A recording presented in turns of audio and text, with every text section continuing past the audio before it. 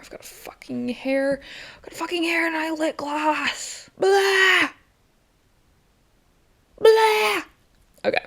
Hello, welcome to the channel. Allow me to introduce myself and also prerequisite with my qualifications. My name is Alita. I have 2 degrees in art and I am also an adamant anti-capitalist and leftist. Now, before you click off, allow me to make my case real quick. Now, you may have clicked onto this video just to hate watch, or you may have clicked onto it because you agree with what I'm saying, but either way, I promise you will learn something from this video. If I know one thing, it is art. I gotta put these fucking degrees to use or else I did them for nothing in my unemployed era right now. Besides the fucking point, let's get into the real fucking meat of the video, right?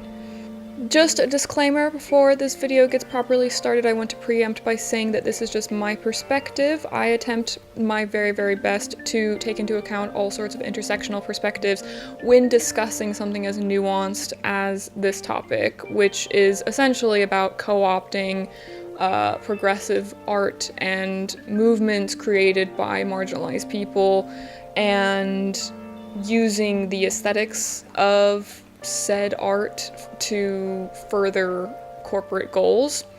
I obviously only represent one perspective out of many, so I encourage you to apply your own perspectives, and if you have any thoughts or comments, please leave them down below. I would love to hear what you all have to say and what your individual perspectives may be on this.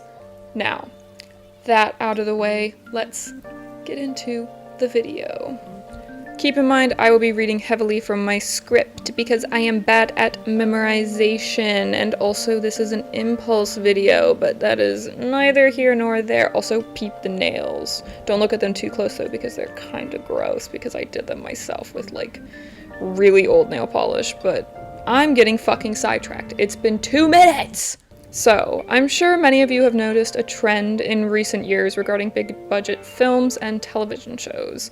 The trend in question is everything looking visually stunning but having virtually no substance.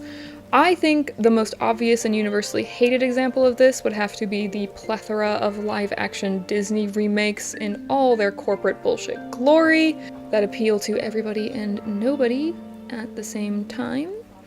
However, this trend goes much deeper than that. There seems to be a significant drought of genuinely good writing in big budget Hollywood, and there is an actual reason for that.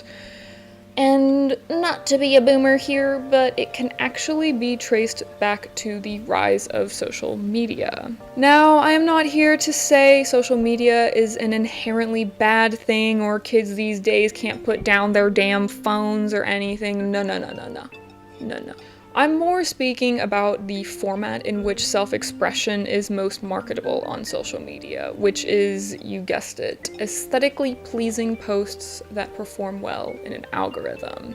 Now, just real quickly, I want to define what I mean when I speak about aestheticism, as the term has been highly diluted in its kind of overuse of the aesthetics, culture, and trends on social medias like TikTok and Pinterest and Instagram. Aestheticism is the valuation of beauty above meaning. It is present in things like Kim Kardashian's massive asylum white home or Rae Dunn pottery.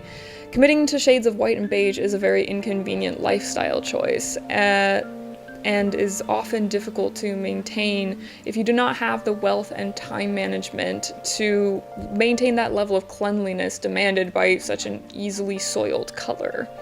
But it sells well on Instagram.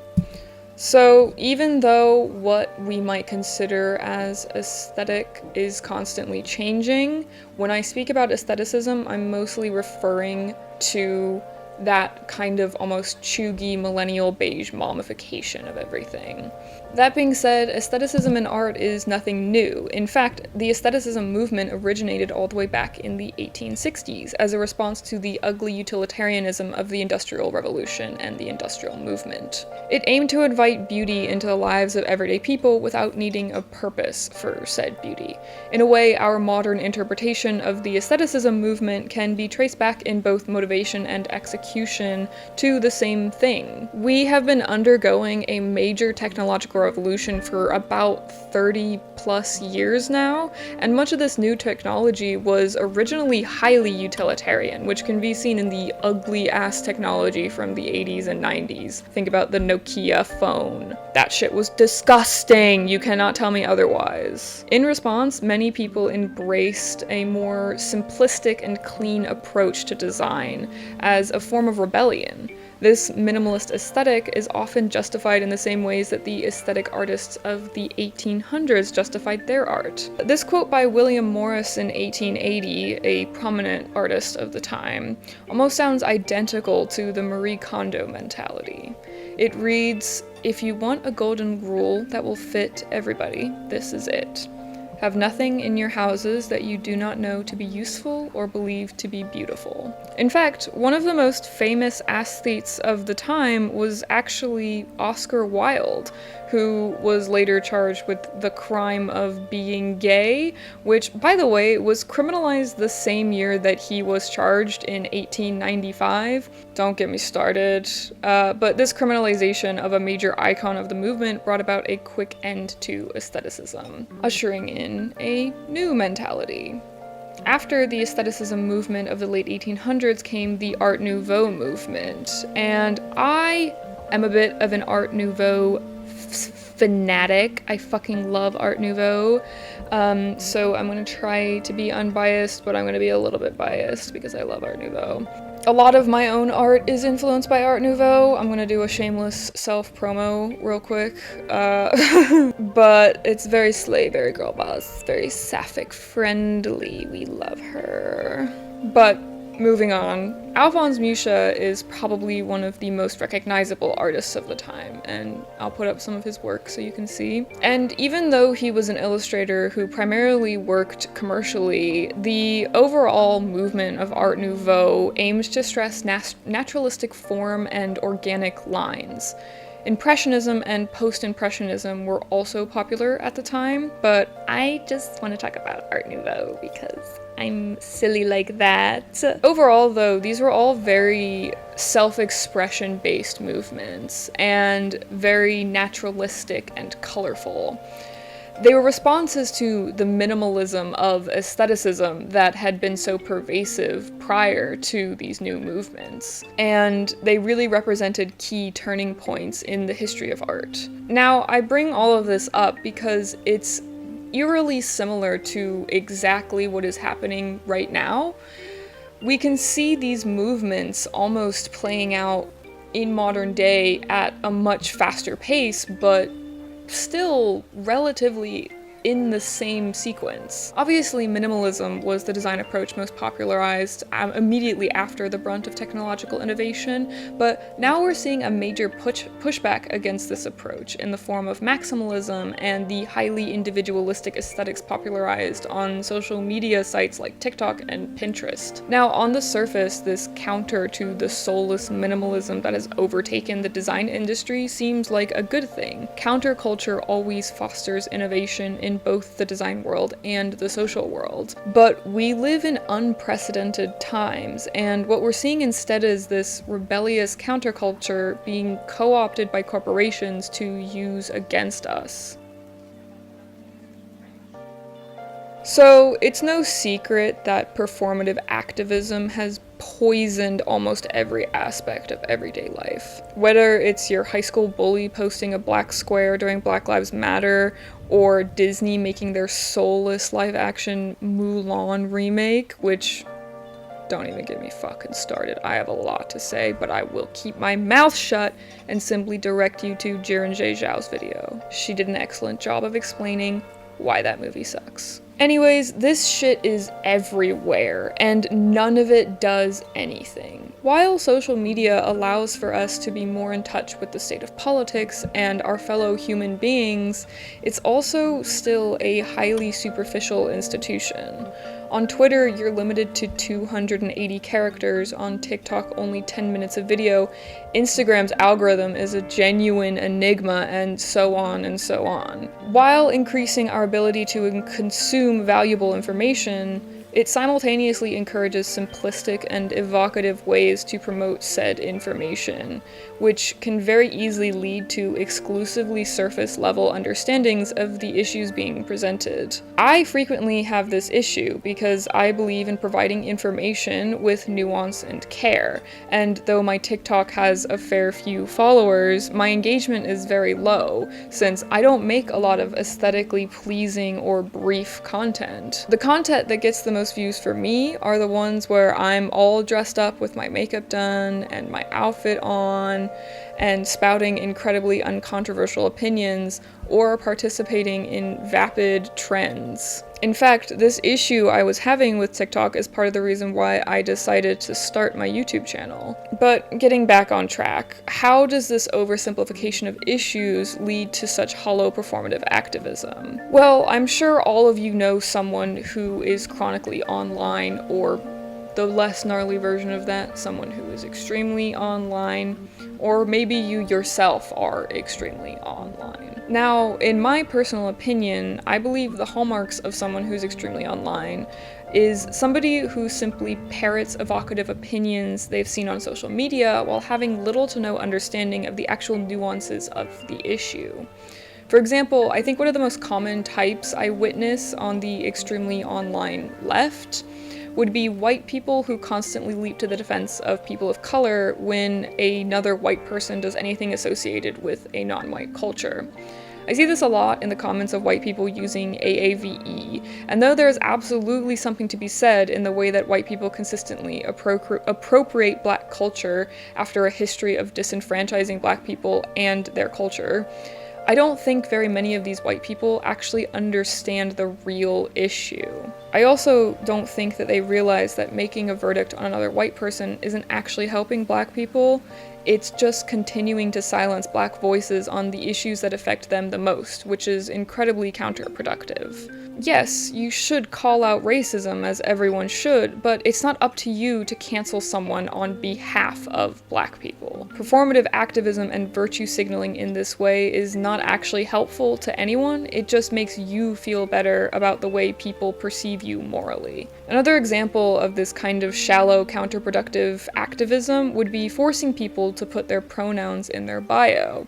Especially at this time when trans people are at such an increased risk, trans and non-binary people will often either still be closeted or have transphobic relatives who follow them on social media, and guilting them into putting their pronouns in their bio is just as bad as forcing someone to out themselves.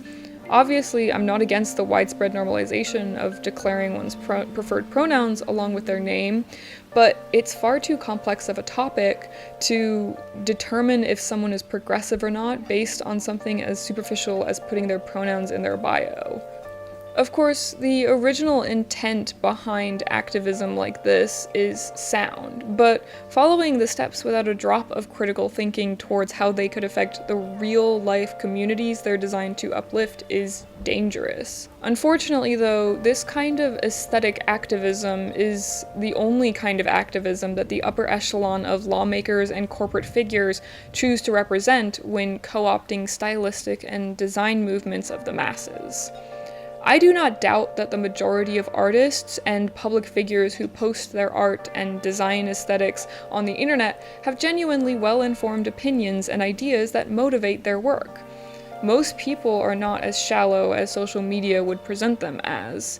And even if reactionary aesthetics aren't inherently deep in intentional meaning, they represent the subconscious desires of the people who produce them. Most people online are just everyday people who have everyday jobs and everyday struggles, and those everyday struggles are often represented in the art that they make. However, corporations and wealthy politicians do not know what those struggles look like. They cannot, in good faith, interpret this art in all its depth because they're far too detached from the reality of the masses. Because they can't actually see the true meaning behind art movements like maximalism and cottagecore, which are both rejections of corporate conformity and capitalism, they instead are left only with the diluted, extremely online version of their true meanings. Gotta readjust a bit for the next section, because we're getting into the part where I get fucking pissed off. Okay, here we go. Another major reason why particularly corporate media producers are incapable of making genuinely progressive art is because they're constantly catering to the lowest common denominator. The most dangerous opposition to corporations are their wealthiest shareholders, and wealthy conservative shareholders consistently benefit from the maintenance of the status quo. If they catch wind of a director making an overtly anti-capitalist film in their company, you bet their ass they're gonna shut that shit down. Because unfortunately, artists who work at large companies are beholden to the values of those conservative shareholders. They can't ever do anything more than promote shallow, inoffensive, performative activism that, to the uncritical eye, would provide a reasonable amount of entertainment. Most people who see this shallow girl boss feminism or aesthetic activism will be satisfied that the film they just watched hit the woke points and think nothing of it. But this veneer of social awareness is much more sinister than just providing marketable entertainment. Not only do these superficial aspects typically camouflage the more conservative messaging of a film, they also recontextualize and appropriate the artistic movements they're often lifting design inspiration from. For an example, let's take a look at one of my favorite TV shows to clown on, Wednesday. Now, obviously, Wednesday is almost aggressively woke. The entire premise is a poorly constructed racism allegory, but the actual messaging of the show is still incredibly contradictory and conservative. The Addams Family is an incredibly camp property. The entire premise is designed to place the Addams Family as the antithesis to the suburban nuclear family. They are gothic and strange and definitely not Christian, but they're healthy. Morticia and Gomez love each other and their children. They support their children in their interests unconditionally and value individuality and self-expression above all else. In my opinion, the 1990s version of the Addams Family is the ultimate version of the characters. Wednesday is mean, but only to the people who represent the status quo. She is proud of her heritage, and her curiosity is encouraged by her family, not discouraged. Her parents genuinely understand who she is as a person, and that means a lot. Yeah, she might be strange, but they love and accept her. In Wednesday 2022, however, this is not the case. The aesthetics of the Addams Family are there, but what they represent is exactly what they were meant to critique. Wednesday is just another female stock character in your coming-of-age high school story of choice.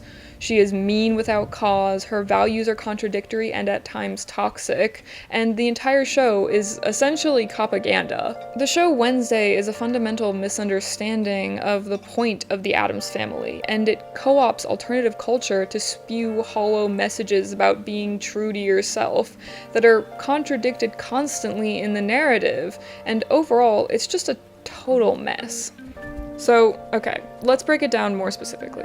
I gotta get comfy for this shit. We're in breakdown mode here, boys. So, first and foremost, the racism allegory.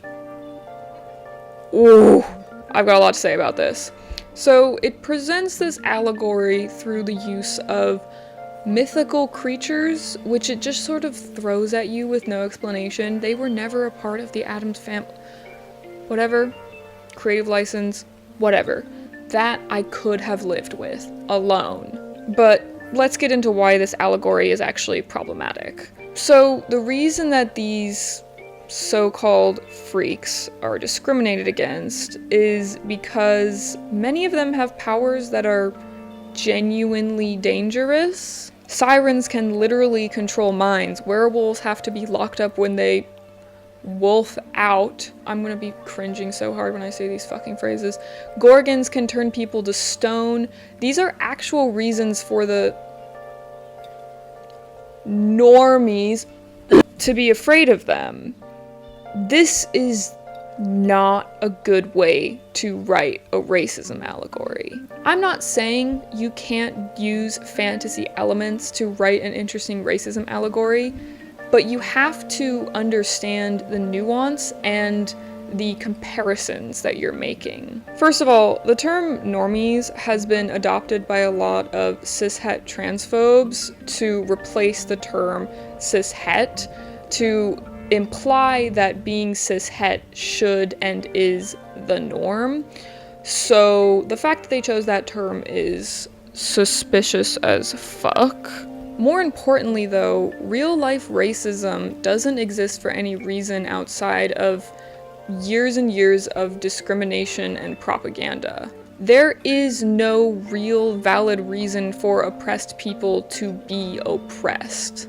They are not dangerous. There is no instance in which they have ever been dangerous. That is all propaganda.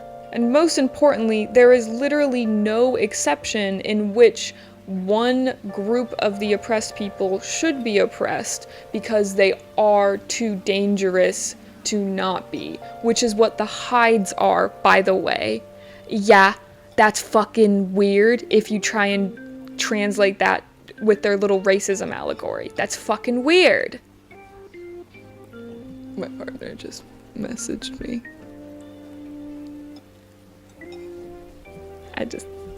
They called me hot. Teehee. Teehee. Teehee. Anyways, back to the fucking video and me being angry about Wednesday. Ow, what the fuck? My neck hurts. Overall, presenting a racism allegory with a reason to exist is a dangerous precedent to set, and it's highly indicative of bigoted opinions behind the scenes. Now, I'm not pointing fingers, but we all know that fucking Tim Burton was on that shit, and we all know his opinion on certain things. But anyways, getting back into the actual point, by setting up this allegory the way that they have, not only are they perpetuating the idea that marginalized people actually are dangerous, they just choose not to be, you're also making it seem sympathetic for people to hate them. That is not okay, and that is never okay. And I'm not even gonna get into the whole weird conversion therapy plotline where the answer is just, you don't need conversion therapy so long as you end up doing the thing that you were gonna go to conversion therapy for anyways. The fuck was that? What was any of that? What the fuck was that? What? Commit. Commit to the fucking allegory or don't fucking do it. It's not hard. It's basic writing. I'm losing the plot here. I need to stay on track. Not only did this show present its message in a frankly dangerous way, but it also managed to create a real-life phenomenon in which neurodivergent and alternative people, who very clearly were represented in the main character Wednesday, were being bullied online. Remember that stupid TikTok trend where people were doing the Wednesday dance? Yeah, when actual neurodivergent and alternative people started doing it, they started to get bullied for doing it. You know, the people who are represented by the main fucking character of the goddamn show. The fact that the Addams Family, a property that is explicitly goth, was co-opted by a corporation that resulted in the people that it fucking was co-opting getting bullied online is fucking ridiculous. That is disgusting. Oh my god. And I don't think people realize how irresponsible it was of the showrunners to fucking do that shit. I wish I could say that my next example was less infuriating, but unfortunately, it is in fact worse. Wonder Woman 1984. Oh my fucking god. God fucking damn it. This film broke me. I remember watching it and just being like, what the actual fuck is going on right now?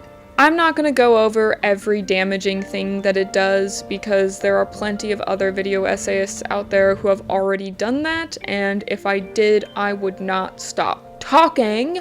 So instead, I'm mostly just going to focus on the character of Barbara, who, for those who don't know, Cheetah whatever. So Barbara starts out as one of the most relatable characters. She is anxious and overlooked professionally, and when she meets Diana, she looks up to her. She sees her as a role model. When she half-heartedly wishes to be like Diana, the plot fucking punishes the shit out of her. The narrative tells you that looking up to other women in your life, wanting to be able to protect yourself, wanting to have a better life is bad and selfish, and that you should be complacent in the position you are currently in. It tells you that being in danger of being assaulted on your walk home is better than wanting just a little bit of autonomy. That is not okay. Telling people that complacency in their oppression is their only option is not fucking okay. And like I said, I'm not gonna get into the whole film, but this is not exclusive to Barbara's character. It's reiterated towards the end with all of the weird fucking side wishes that they all bring in, which, oh my god, I don't even wanna fucking... But overall, for a film that claims to be like a feminist girl boss movie, it has an incredibly fucking sexist message. Like, I genuinely can't fucking fathom that a woman wrote that. Like, I don't see how you could write that and not fucking look in the mirror and realize that you have just written the most batshit crazy fucking bullshit ass fucking... Okay, I'm getting too heated. I need to change the fucking subject now. We're moving on to the next section.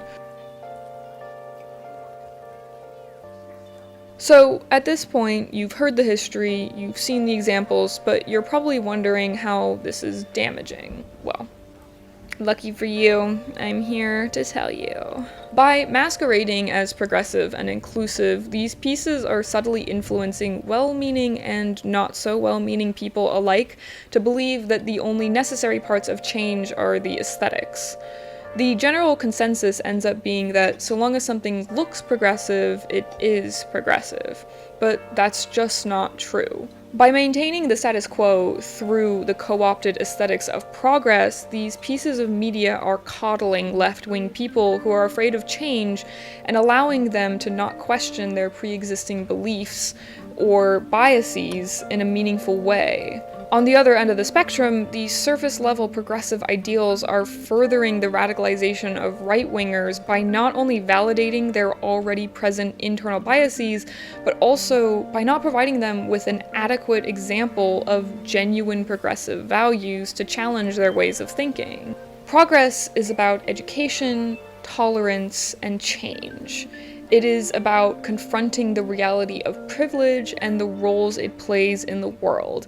It is about constantly questioning your own ways of thinking and never shying away from conflict and growth. I have not always been a perfect person. I have been a performative activist. I have had misinformed takes. I have made many mistakes. Oh my god, that rhymed. Oh my god, bars? But I've never stopped learning. And I always relish an opportunity to learn more about a nuanced subject like race, gender, sexuality, or class. I'm happy to be corrected and learn from my mistakes, and I think everyone should as well. The world we live in is not going to change if we as individuals don't change, and even though I don't believe any one person can change the world alone, I do believe that progressive and tolerant people breed a progressive and tolerant society. Focus on what you can do to foster change in your social circle. If you feel you're able to have those difficult conversations with people, obviously only if you feel safe to, though, I understand time and place. Not everyone is willing to listen, but the ones who are will be better off for it. And the most important thing is to always remember to think critically. View things from as many angles as possible and don't take things at face value. I hope this video was informative and interesting. Complex issues like this are often difficult to cover thoroughly, so even though my script is nearly 4,000 words... What the fuck was that? What the fuck? Okay, give me a minute. Do you want to say goodbye? Do you want to say goodbye with me? Ooh, yes. Ooh, yes, we have a cute baby. She's not fucking happy about that. Her name is Demise Destroyer of Worlds, by the way. She's very sweet. Baby girl gets to be in the outro. I hope this video was informative and interesting. Complex issues like this are often difficult to cover thoroughly, so even though my script is nearly 4,000 words, I'm sure I've still left out aspects of these issues. So that being said, please feel free to leave your own thoughts in the comments. If there are any that I come across that add different opinions or otherwise expand on the issues discussed in the video, I'll do my best to pin them or give them a like. Speaking of likes, feel free to drop one on the video if you enjoyed it, maybe even throw me a cheeky subscription. Feel free also to leave suggestions for future videos in the comments. I like making videos about politics and media analysis. Oh, there she goes. But yeah, I like making videos about politics and media analysis, and like I said, I have 2 degrees in art. Specifically illustration and animation, so my specialties tend to be more film and— Excuse me, can you fucking not rip up my couch? Oh my god, freak, I swear. Can we not eat the couch either? That would be appreciated. Thank you. Okay, anyways, I'm just gonna finish out the outro before the fucking cat or my camera starts falling or something else happens or the neighbors knock down the goddamn wall. With that, thank you for watching, have a good day, night, morning, whatever the fuck time it may be, and feel free to come back whenever I have a new video. Thank you, and goodbye.